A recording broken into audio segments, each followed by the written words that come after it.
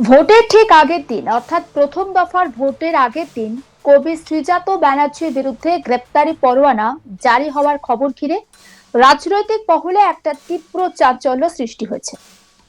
সূত্রে খবর, একটি পুরনো মামলার ভিত্তিতেই অ্যারেস্ট ওয়ারেন্ট হয়েছে বলে জানা যাচ্ছে। কিন্তু ভোটের মুখে এই ধরনের ঘটনা ঘটায় নতুন করে তাৎপর্য সৃষ্টি হয়েছে। তবে বিশিষ্ট কবি শ্রীজাত ব্যানার্জির বিরুদ্ধে গ্রেপ্তারি পরোয়ানার খবর একেবারে ভিত্তিহীন আর ভুয়ো, সাফ জানিয়ে দিয়েছে নির্বাচন কমিশন। নির্বাচনের আগে শ্রীজাতকে গ্রেপ্তারের এই নির্দেশে ঘনিষ্ঠ মহলেও একটা চাঞ্চল্য সৃষ্টি হয়েছে। তবে প্রাথমিকভাবে যে খবর পাওয়া যাচ্ছে বা প্রাথমিকভাবে যে খবর সামনে এসেছে তাতে বলা হয়েছিল আদালতের নির্দেশ মেনে পুলিশ প্রশাসন সক্রিয় রয়েছে এবং কমিশনের নির্দেশে এই পদক্ষেপ নেওয়া হচ্ছে। বিশেষত নির্বাচনের মতো সংবেদনশীল সময়ে কোনো ব্যক্তি বা জনমানুষে প্রভাব ফেলতে পারে এমন বক্তব্য বা উপস্থিতি থেকে উত্তেজনা ছড়ানোর আশঙ্কা থাকলে তা রুখতে আগাম ব্যবস্থা নেওয়া হতে পারে। এক্ষেত্রে সেই যুক্তিটাই সামনে নিয়ে আসা হয়েছিল। ফলে শ্রীজাতর বিরুদ্ধে পুরনো মামলার পুনরুজ্জীবন এবং তার ভিত্তিতে তার গ্রেপ্তারি পরোয়ানা জারির খবরে স্বাভাবিকভাবেই চাঞ্চল্য ছড়ায় বলে সূত্র মারফত জানা যায়। এই খবর ছড়িয়ে পড়তেই শ্রীজাতর ঘনিষ্ঠ মহল এবং সাহিত্য জগতের একাংশ তারা উদ্বিগ্ন হয়ে পড়েন। অনেকেই প্রশ্ন তুলতে শুরু করেন, নির্বাচনের মুখে একজন কবির বিরুদ্ধে এমন পদক্ষেপ আদৌ কতটা যুক্তিযুক্ত। বিশেষ করে শ্রীজাত দীর্ঘদিন ধরেই তার লেখনীতে সামাজিক রাজনৈতিক নানান অসঙ্গতির বিরুদ্ধে সরব হয়ে এসেছেন। ফলে এই ঘটনাকে অনেকেই মত প্রকাশের স্বাধীনতার পরিপন্থী বলেও আখ্যা দিতে শুরু করেন। তবে পরিস্থিতি দ্রুত বদলে যায় যখন নির্বাচন কমিশন আনুষ্ঠানিকভাবে এই খবর অস্বীকার করে। বুধবার কমিশনের অফিসিয়াল সোশ্যাল মিডিয়া হ্যান্ডেল থেকে স্পষ্টভাবে জানিয়ে দেওয়া হয়, শ্রীজাত ব্যানার্জির বিরুদ্ধে কোনো গ্রেপ্তারি পরোয়ানা জারি করা হয়নি। কড়া ভাষায় কমিশনের তরফে বলা হয়, উদ্দেশ্য প্রণোদিতভাবে ভুয়ো তথ্য ছড়ানো হচ্ছে, যা সম্পূর্ণ ভিত্তিহীন এবং বিভ্রান্তিকর। একই সঙ্গে এই ধরনের গুজব ছড়ানো থেকে বিরত থাকার জন্য সতর্ক করা হয়। কমিশনের এই স্পষ্ট বক্তব্য সামনে আসার পরেই বিষয়টি অনেকটা পরিষ্কার হয়। তবে প্রশ্ন উঠতে শুরু করে, কিভাবে এমন একটি ভুয়ো খবর এত দ্রুত ছড়িয়ে পড়ল এবং কেন তা নির্বাচনের ঠিক আগেই সামনে আসলো।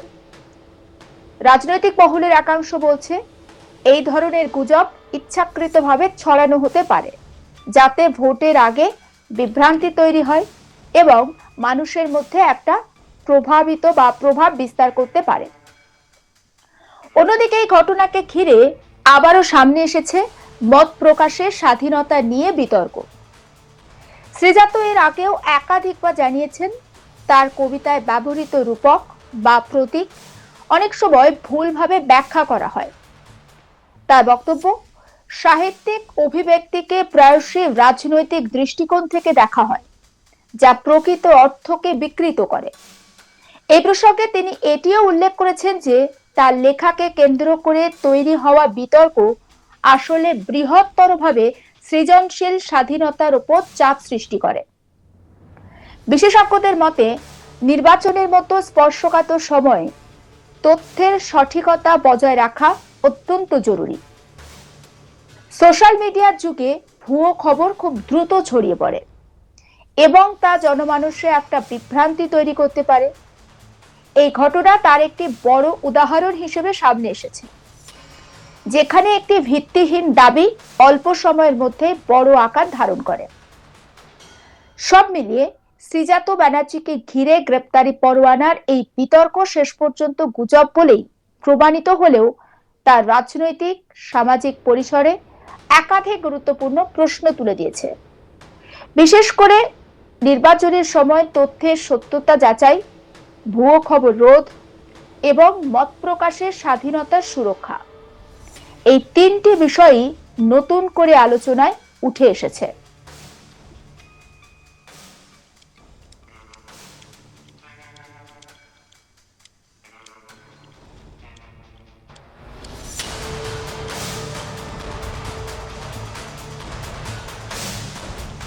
সকাল থেকেই একটি খবর একেবারে আলোড়ন সৃষ্টি করে। কবি শ্রীজাত ব্যানার্জির বিরুদ্ধে গ্রেপ্তারি পরোয়ানা নাকি জারি হয়েছে। এই খবর সামনে আসার পর একেবারে তীব্র চাঞ্চল্য সৃষ্টি হয়, রাজনৈতিক মহলেও একটা বিতর্কের সৃষ্টি হয়। তবে জানা যায় যে একটি পুরনো মামলার ভিত্তিতেই অ্যারেস্ট ওয়ারেন্ট জারি হয়েছে।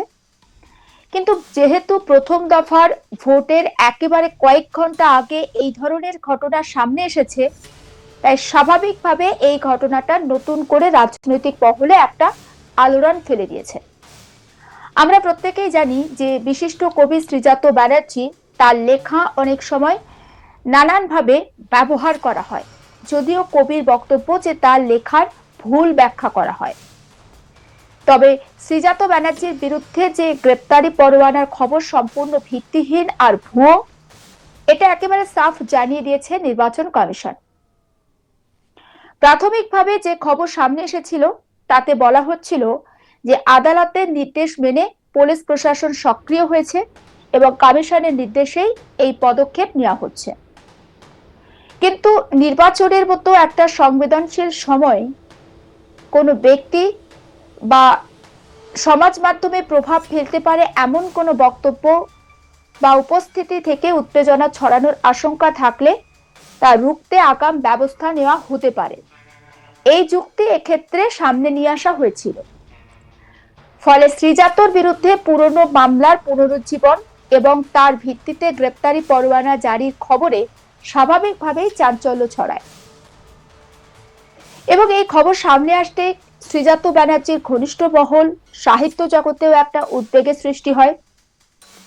অনেকে প্রশ্ন তুলতে শুরু করেন, ভোটের মাত্র কয়েক ঘন্টা আগে একজন কবির বিরুদ্ধে এমন পদক্ষেপ নেওয়া আদৌ কতটা যুক্তিযুক্ত। বিশেষ করে শ্রীজাত ব্যানার্জি দীর্ঘদিন ধরেই তার লেখনীর মাধ্যমে সামাজিক, রাজনৈতিক নানান অসঙ্গতির বিরুদ্ধে তিনি সরব হয়ে এসেছেন। ফলে এই ঘটনাকে অনেকেই মত প্রকাশের স্বাধীনতার পরিপন্থী বলেও ব্যাখ্যা করতে শুরু করেন। তবে পরিস্থিতি খুব দ্রুত বদলে যায় যখন নির্বাচন কমিশন একেবারে আনুষ্ঠানিকভাবে বিবৃতি দেয় এবং খবর অস্বীকার করে।